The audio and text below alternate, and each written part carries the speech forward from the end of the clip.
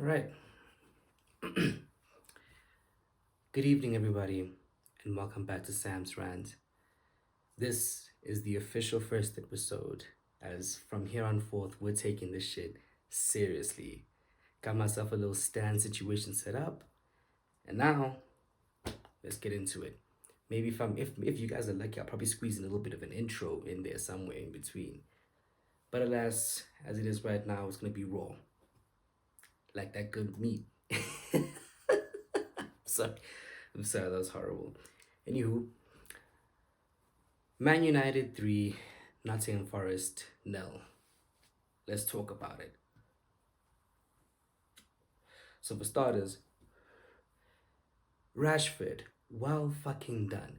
Rashford balls through down the left flank, cuts inside, kind of like it kind of bumbles off him, but he keeps control of the ball, puts it back onto his left. He says net. 1-0. Happy days, happy days. Thereafter, Nottingham Forest comes back and they're like, hey, what it do? They're knocking on the door. They score a goal, was offside. Thankfully, just by a bit, just by a bit. It was a bit of a tight call. Offside nonetheless. Happy days. And then we hit a second. And then eventually we hit a third. Now obviously we have to talk about Marcus Rashford because I've always been calling Marcus Rashford a bit of a cow. Because where has this Rashford been for the past 2 years? He is insane right now. He's absolutely insane. And I feel like Anthony should have at least had two today. Because there was that one play where he passed it into Ericsson. Ericsson passed it to Bruno. Bruno laid it off to him, and then he should have netted. But Hennessy made a very great save. That was almost two. He had a curler previously. That was almost three. Well, the curler was before, but still, like he could have had two goals today. And Anthony was looking a little bit better than he normally does look. And my goodness, can we give Wout Weghorst a bit of a clap of hands because he was also suspect, if you will. He was laying the ball off very nicely. You can see he's kind of growing into how he play, laying the ball off, being that hold up guy. And goodness gracious me, I'm so chuffed because that could have been a third goal for Anthony, but it fell to Weghorst and Weghorst finished, and that gave us 2-0. Sublime, sublime, sublime, sublime. We're happy for him. We even saw that little moment where, as the half ended, Weghorst and Rashford gave each other a young clap and hug there. We were like, oh shit, yes, this is amazing.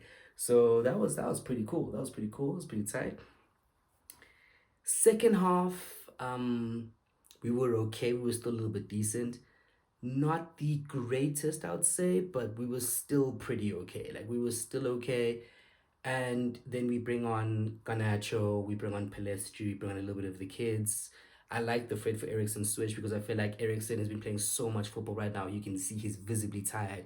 But having Casemiro back just puts us on a different level. Like we are a different football team altogether with Cas on the pitch. Yes, he made a mistake or two, but hey, his influence on the game, the passes that I mean, the Rashford goal was from the pass from Cas. You know, he's just different gravy, and it was nice to see. And obviously, Elanga was on at this time, and bit of bumbling there in the box. Elanga lays off a really nice little zippy pass there to Bruno. Bruno finishes for the third, and now the game is dead, and we're happy.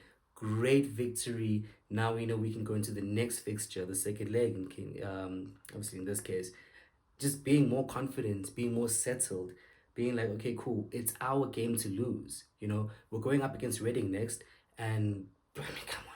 Reading has been, I think, if I'm not mistaken, they're at the bottom of the championship. They're not doing really really well. So I'm pretty sure come that game we can, ETH can swap out some players. You know, give people a little bit of a break. But anyway, this is just ep one, a little bit of a demo. Obviously, I'm gonna figure out where the hell I place myself. But for now, this is where we at, and let's go through the player ratings. So start with Dave.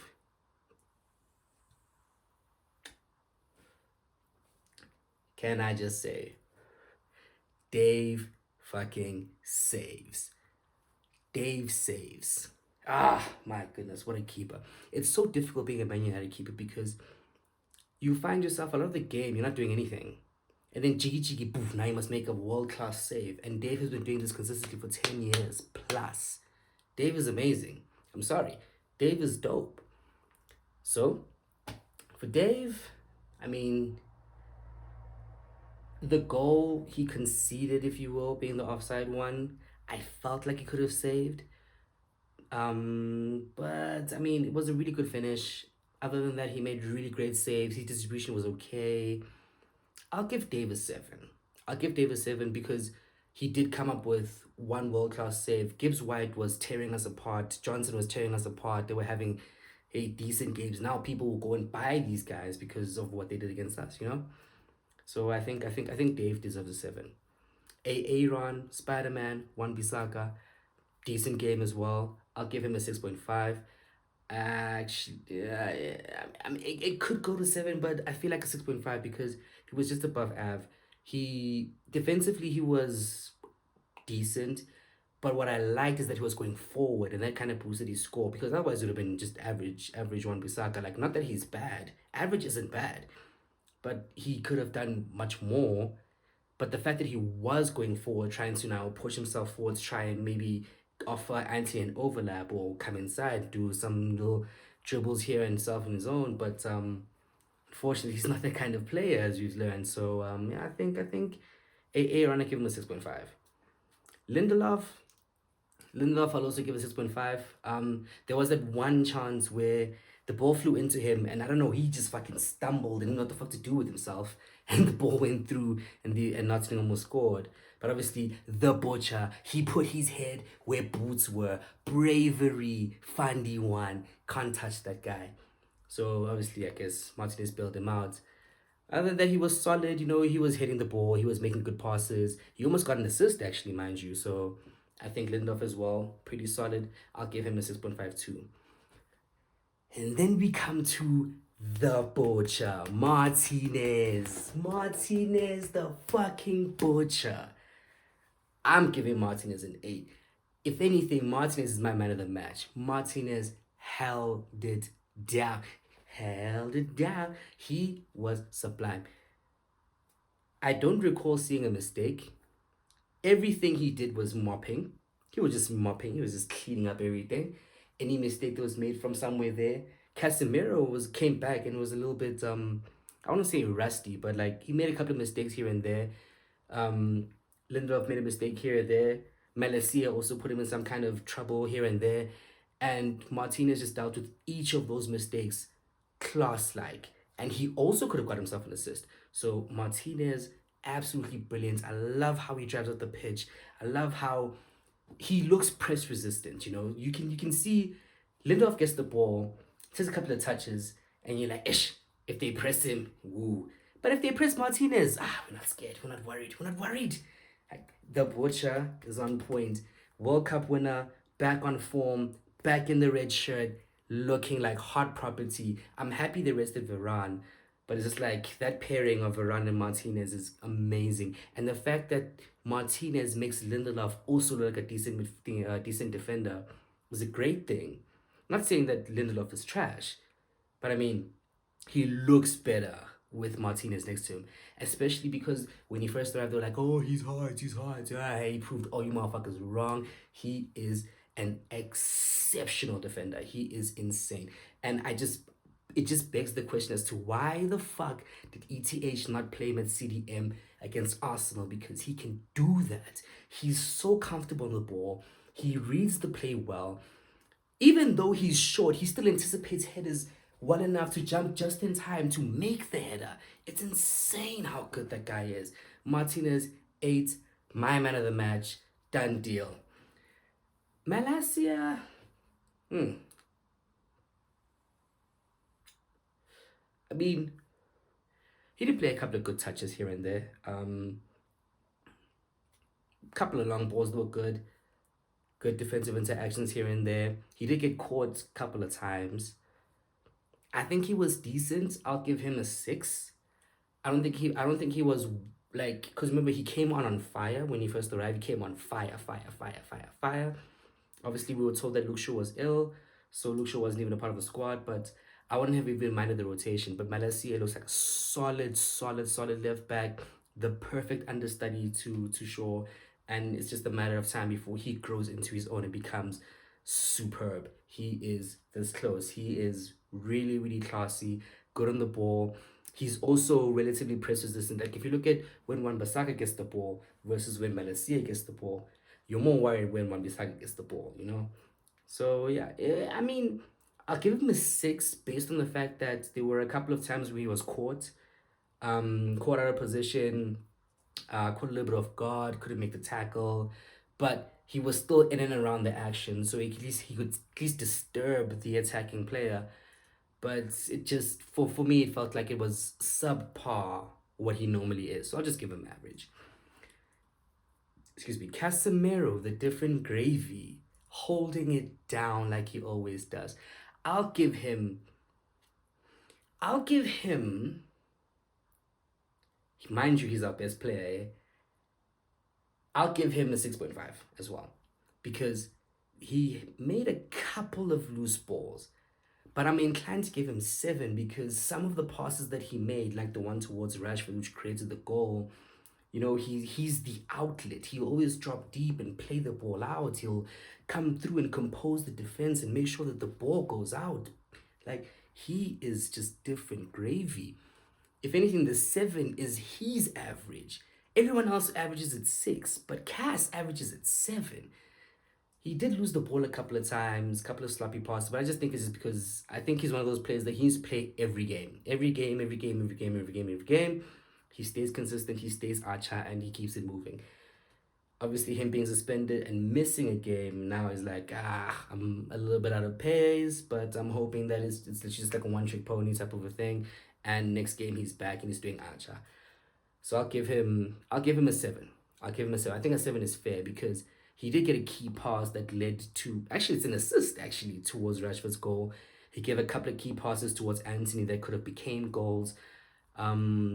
His play with Eriksen was just always so slick, which I guess segues us into Eriksen. Eriksen, I think, was whew, this is probably the first time in a good while we saw Eriksen play to that level. Obviously Eriksen was always a 10, but now having moved him deeper into more of a floating 8, he's just also different gravy. He's incredible. It's just that he tires. You can see that he tires. He gets, hey, I remember 60, 70 minutes. Eriksen ufedile Joe. He's tired. He's tired. He's tired. Eriksen, I'll give Eriksen a 7 as well. 7.5 actually, if I'm really, really honest, because he was the one dictating the play, whereas normally Cass was dictating the play. It's just that he tired and you could see him kind of like falling back. Like in the second half, you could see him kind of like retracting and retracting and retracting and retracting, which is why I was very happy that ETH subbed him off, because like, and Eriksen needs a break. He works so hard. It's just that he can't do what Casemiro does, and it is what it is. Whereas you have players like Fred, for example, who are just generally tenacious. They'll run the pitch, every blade of grass, but not do anything except run. Maybe a pass here and there, maybe an assist here and there, or a goal here and there, but Eriksen dictates play. And if we can have Casemiro dictating play, and if Casemiro is ineffective, we have Eriksen stepping up to just take the mantle over. Come on, guys, come on. No, he was classy today. Eriksen was very classy today. And thus leads us to Bruno. Bruno, captain fantastic. I always used to be a little bit mad about how Bruno was the captain, because I was found him like very what's the word? Petulant. He was very like, I just want to shout at everyone. He'll misplace a pass and scream at other people as if it was their fault. Like, what the fuck, dude? No, nigga. It was you. You done fucked up. But again, as a captain, he's vocal. He's always trying to be the coach of the field, which I always admire. That's a great, great thing to have on the pitch. I mean, obviously he got the goal. His distribution was also pretty good. He made a couple of clever passes. He almost got an assist if Anthony had scored that goal. So scored that chance rather. Sorry.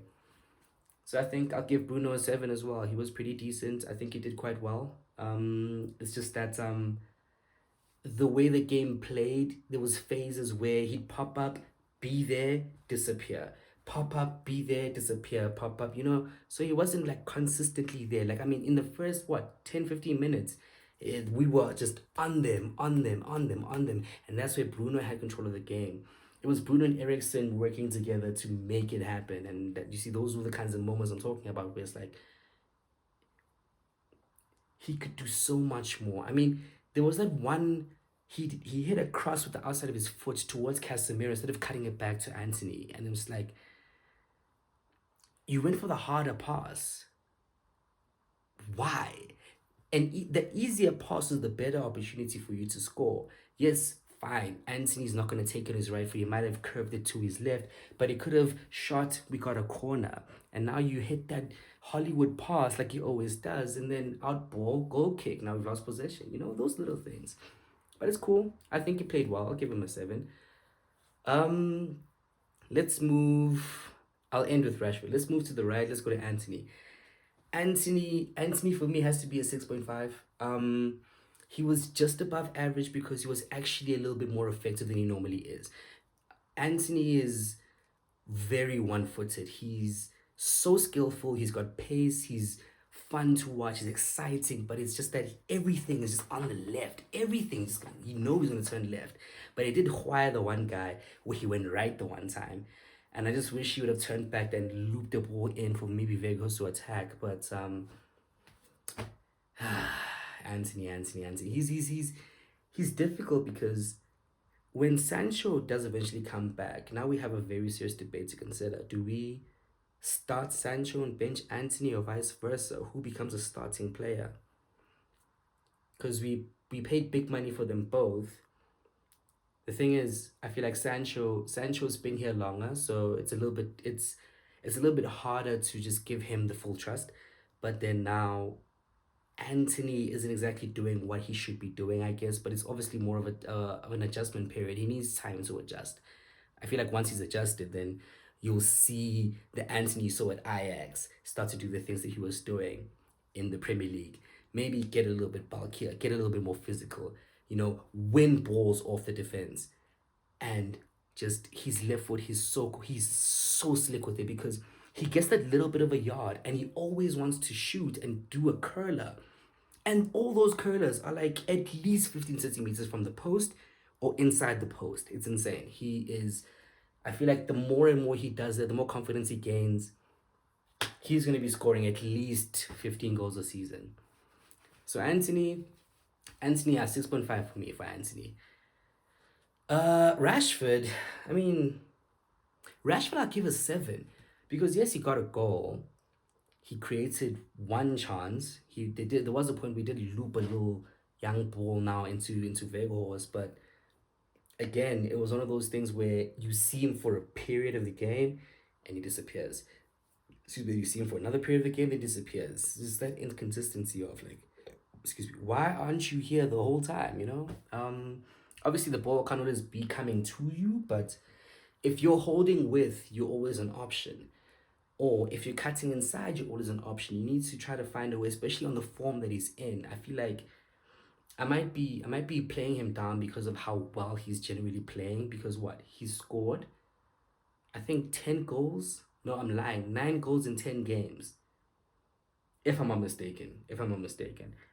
And it's just like, dude, Rashford is just on fire right now. He just can't stop scoring. Let's just keep giving him the ball, making sure that he's got his opportunities. But I loved the subs. I loved how he brought Garnacho on and brought Pelistri on. Loved those stuff. I loved how he brought Fred on for Ericsson as well, just to give Ericsson a bit of a break. But I loved how we had the kids on the wings. That was fantastic for me. But yeah, I'll give Rashford a 7. I'm sorry, I'm dilly dallying.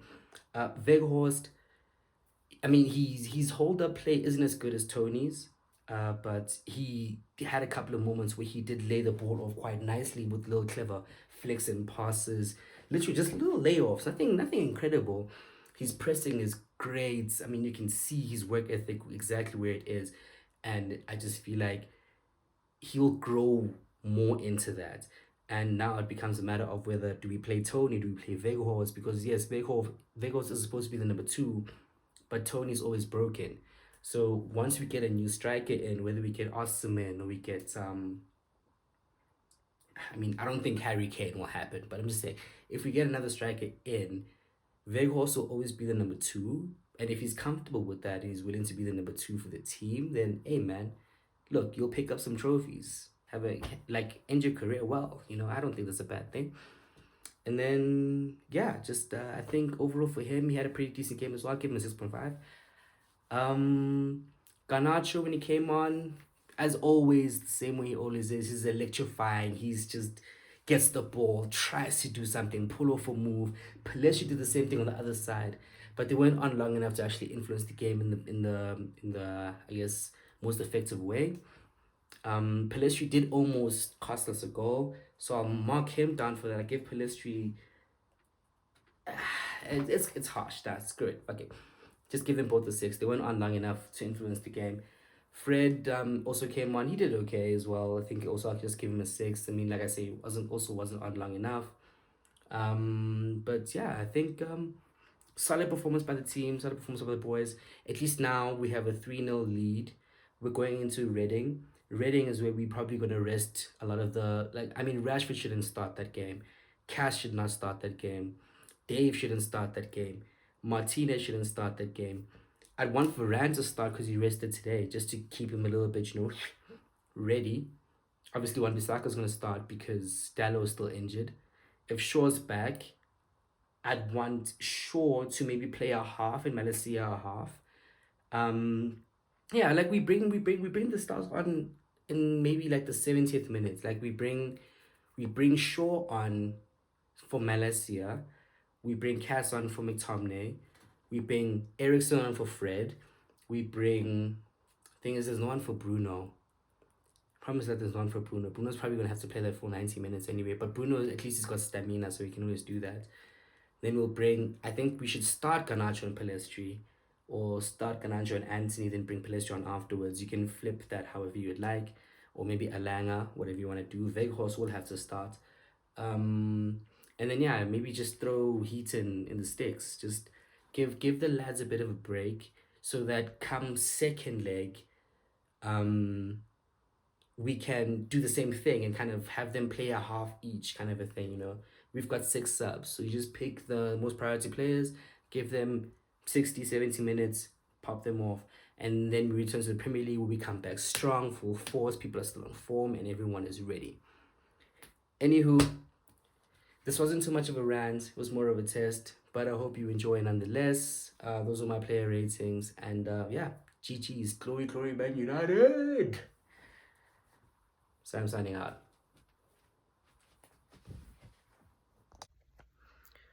Oh, I actually forgot. I was supposed to give ETH a rating. Um, quick, fast, little. ETH, I'll give ETH a 7. Team selection was good. Subs were great. His tactical adjustments were pretty okay as well. Obviously, based on the subs, he controlled the game pretty well.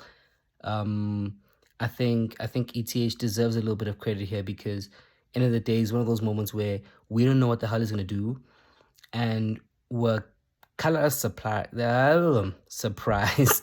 kind of surprised as the level that he chooses. Even though we might not always look at the Carabao Cup as an important game, it's still an important trophy because we haven't won anything in 5 years, right? So it's good. It's good because then at least he can say, okay, silverware, tick, winning mentality, tick. He can get the players into the motions and start getting people to understand what it means to actually win shit. There's no harm in that. So yeah, sorry, I just forgot. ETH, I'll give him a 7.5.